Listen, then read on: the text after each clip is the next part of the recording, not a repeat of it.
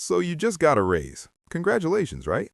You're finally making $65,000 instead of $55,000. That's 10 grand more per year. You feel amazing. You deserve this. And you know what you do? You upgrade your apartment. Nothing crazy. Just $300 more a month. You finally lease that nicer car you've been eyeing. You start ordering DoorDash a few times a week instead of cooking. You subscribe to a few more services. Small stuff.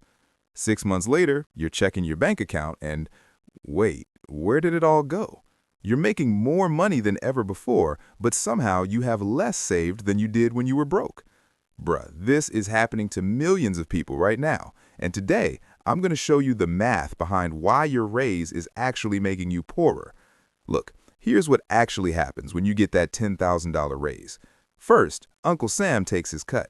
Federal taxes, state taxes, FICA, you're not seeing all of that 10 grand. If you're in the 22% tax bracket, you're really only getting about $7,200 extra per year. That's $600 a month. Now here's where it gets interesting. A study from the Journal of Economic Psychology found that when people get a raise, they increase their spending by an average of 50 cents for every extra dollar they earn after taxes. So you got $600 more per month, and you're now spending an extra $300 per month. You're banking $300, right? That's still good, right? Wrong. Because here's what most people don't realize. You're not just spending $300 more per month on random stuff. You're upgrading your fixed expenses. That nicer apartment, that's a 12-month lease. That car payment, that's 36 to 60 months. That gym membership upgrade, the better internet plan, the streaming services, these aren't one-time purchases. These are commitments. And here's where the psychology gets absolutely wild. There's this thing called the hedonic treadmill. Basically, humans are terrible at staying satisfied. That new apartment that felt like a massive upgrade, give it 3 months, it just becomes your normal apartment. That car you were so excited about, 6 months in, it's just your car. But here's the thing, the payments don't disappear when the excitement does.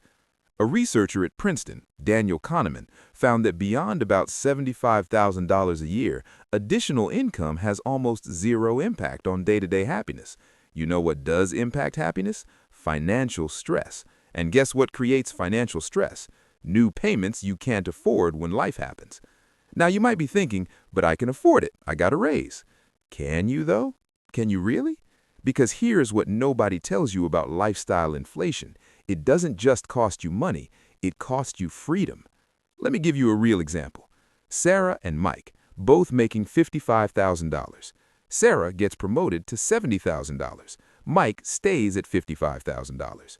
Sarah upgrades everything. New apartment for $2,200 instead of $1,400. Leases a $500 a month car instead of driving her paid-off Honda. Adds $200 a month in new subscriptions and eating out. That's $1,500 in new monthly expenses. Remember, she only got $1,166 extra per month after taxes from that $15,000 raise. Mike, he keeps his $1,400 apartment, keeps his paid-off car. He takes that $55,000 salary and banks $500 a month. 2 years later, Sarah loses her job. She's got $2,000 in savings and $3,700 in monthly expenses. She's terrified. Mike loses his job the same week. He's got $12,000 in savings and $2,200 in monthly expenses. He's annoyed, but he's fine for at least 5 months. Same job loss, completely different reality. But wait, it gets even worse, because the real cost of lifestyle inflation isn't just the money you're spending now, it's the money you're not investing. Let's say instead of upgrading her life, Sarah took that extra $1,000 per month after her raise and invested it in a basic index fund. Over 10 years, at an average 10% return, that's $206,000. But she didn't. She upgraded her apartment and her car and her lifestyle.